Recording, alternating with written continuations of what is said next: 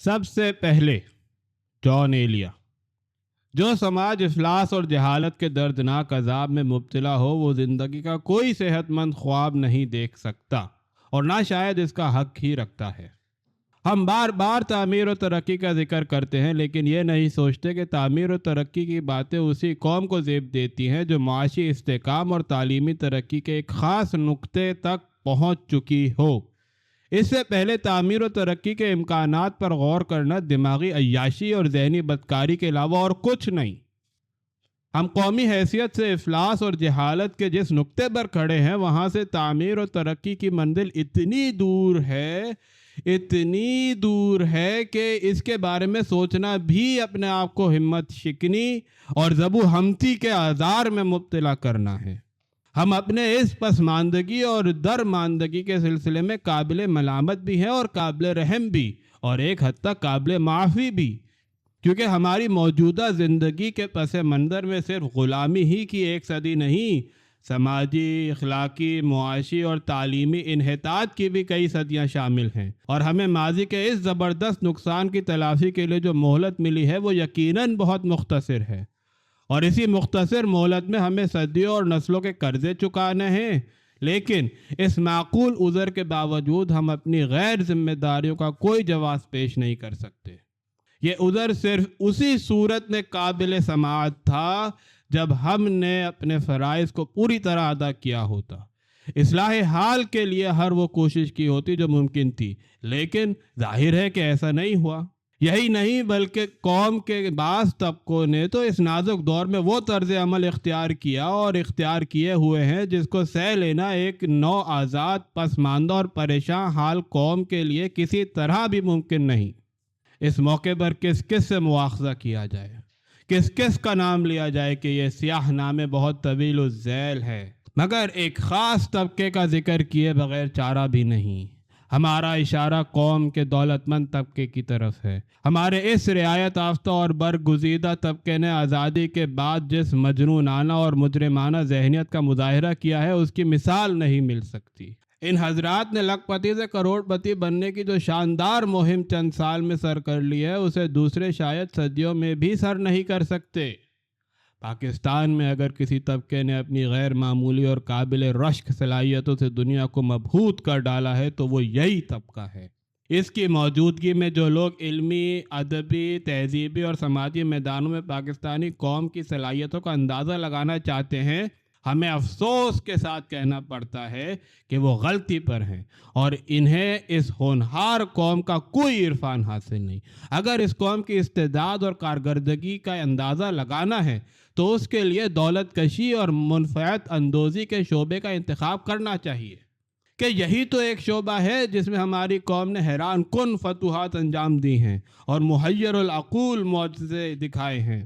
سماج کا یہی وہ ادارہ ہے جس کے حوصلہ مند نمائندوں نے ایک ایک رات میں بنجر زمینوں سے محل اگائے ہیں اور ایک ایک دن میں دولت و ثروت کی فصلیں کاٹی ہیں۔ یہ بات انہی لوگوں نے ثابت کی کہ آزادی ایک نعمت ہے اور غلامی ایک لعنت۔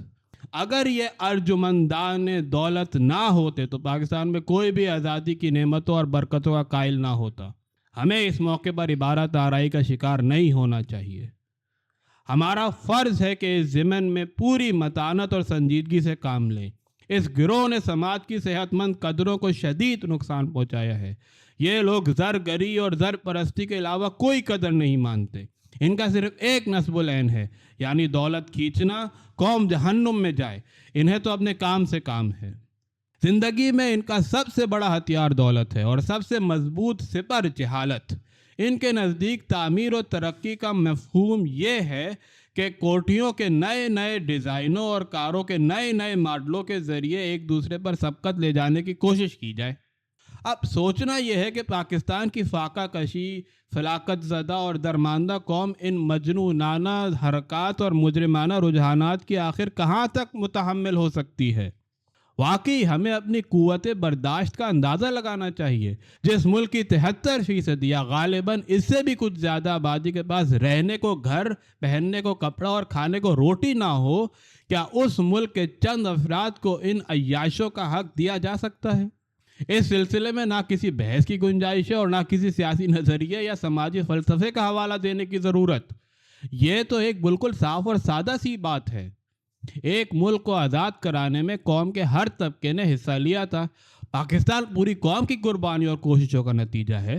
اسے بھی چھوڑیے، اس بات کا جواب دیجئے کہ وہ کون سی منطق اور کون سا نظام اخلاق ہے جس کے پیش نظر چند بے ضمیر، موقع پرست اور قابو یافتہ افراد نے پوری قوم کو لوٹنے اور کھسوٹنے کا حق پا لیا ہے اور سماج میں ان تباہ کن اور ہلاکت آفری رجحانات کو فروغ دینے کی اجازت حاصل کر لی ہے، جن کی موجودگی میں ایک شریف، صحت مند اور باضمیر سماج کے قیام کا تصور دیوانے کے خواب سے زیادہ کوئی حیثیت نہیں رکھتا۔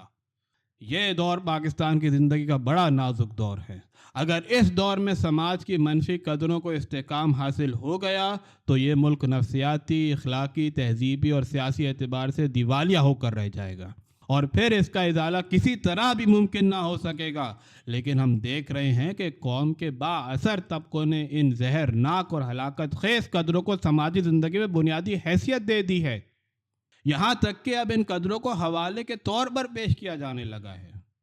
چنانچہ آج پاکستان میں امیر اور غریب جیسے شرمناک الفاظ گفتگو میں بار بار استعمال کیے جاتے ہیں، اور گویا اخلاق اور سماجی طور پر اس بات کو تسلیم کر لیا گیا ہے کہ پاکستان میں دو قومیں آباد ہیں، ایک غریب اور ایک امیر، ایک کرسی نشین اور ایک خیمہ بردار۔ وہ قوم جو زندگی کا کوئی اعلیٰ تصور نہ رکھتی ہو، جو شرمناک جہالت اور المناک غربت میں مبتلا ہو، اس کے حق میں بااثر طبقے کا یہ انداز نظر اور طرز عمل نفسیاتی طور پر جس قدر مہلک ثابت ہوگا، اس کا تصور مشکل نہیں۔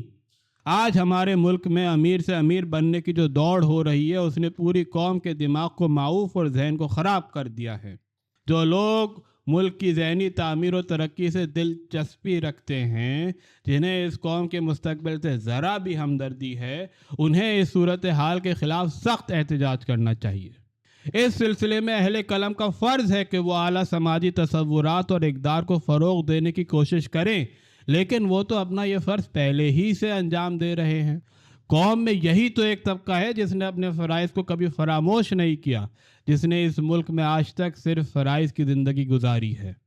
کسی اعلیٰ تصور حیات اور سماجی نصب العین کے بغیر کوئی قوم ترقی نہیں کر سکتی۔ لہٰذا اس سلسلے میں قوم کے ذمہ دار افراد کو سب سے پہلے جو کام کرنا ہے وہ یہ کہ افلاس اور جہالت کے خلاف ایک ہمہ گیر اور طاقتور مہم شروع کی جائے، کیونکہ ہم اس وقت معاشی پستی، سماجی زبوحالی اور تعلیمی پسماندگی کی جس منزل میں ہیں، وہاں کوئی اعلیٰ تصور حیات اور کوئی بلند نصب العین ہمارے درد کا درما نہیں بن سکتا۔ تعمیر و ترقی کا سفر اسی وقت شروع ہو سکتا ہے جب ہم موجودہ منزل سے کافی دور نکل جائیں۔ یہ ہے وہ بنیادی مسئلہ جس پر ہمارے ارباب اقتدار کو سوچنا اور عمل کرنا ہے، ورنہ خوش آئند باتیں کرتے رہنا ایک دلچسپ مشغلہ صحیح، لیکن ایک ہوش مندانہ اور نتیجہ خیز طریقہ کار ہرگز نہیں۔ قوم کو شاندار کوٹھیوں اور قیمتی کاروں کی کوئی ضرورت نہیں، اسے اسکولوں، کالجوں، تربیت گاہوں، شفاخانوں، لہلہاتے کھیتوں اور کارخانوں کی ضرورت ہے۔ ہمیں اس انداز میں سوچنا ہے، سوچنا ہی نہیں عمل کرنا ہے کہ ان مسئلوں کے سامنے باقی تمام مسئلے ثانوی حیثیت رکھتے ہیں۔